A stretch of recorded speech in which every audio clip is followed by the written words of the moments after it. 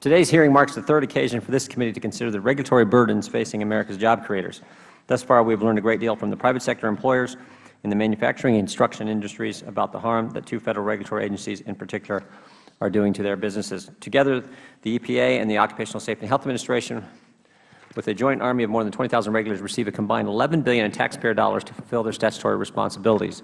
But it has never been the goal of Federal regulation to stifle economic growth. At least it's not supposed to be. As was detailed in a report released by Chairman Issa in February, hundreds of job creators have identified scores of regulations from these two agencies that hinder their ability to expand and offer good-paying jobs to millions of out-of-work Americans. Today, we will focus our oversight on the Environmental Protection Agency and specifically development, implementation, and the effect of EPA's greenhouse gas regulations on small businesses. Under the current regime, the EPA has emerged as a chief enforcer of the administration's agenda for environmental law. On both sides of the aisle, Republicans and Democrats recognize the, quote, glorious mess of EPA's rulemaking. Whether by hamstringing recovery efforts in the wake of the Gulf oil spill or unilaterally redefining the agency's authority under the Clean Air Act, the EPA has nurtured the distinct impression among American job creators that this administration is out of touch with the real-world harm that the agenda causes. Even worse, the committee has reason to believe that in addition to its bureaucratic disregard for struggling industries that were hardest hit by economic downturn, the EPA appears to have broken the law in a rush to issue sweeping new rules for greenhouse gas emissions. Regulated industries understandably feel left out of the process and confined to an environment of job-killing uncertainty, while EPA crafts a whole new regulatory superstructure that touches every area of our national life. All of this despite the President's numerous promises before and after his election that regulations in this administration would be crafted with careful consideration of their cumulative effect on small business.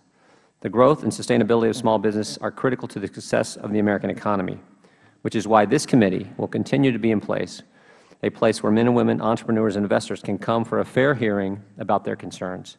The American people deserve a responsive government that listens to them and works for them.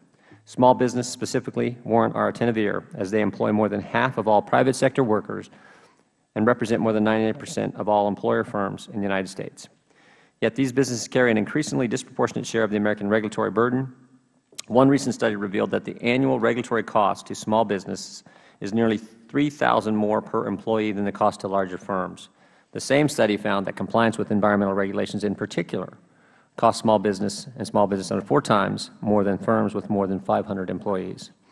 It is disconcerting, therefore, to learn how far the EPA has fallen short of the President's stated goals.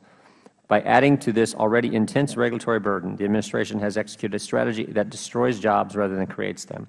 With prolonged unemployment that we have not seen in decades, the folly of this agenda is not difficult to see. Today, we will hear from those affected by EPA's regulation of greenhouse gases, and we will hear from the EPA and Small Business Administration. I want to thank these witnesses for their presence.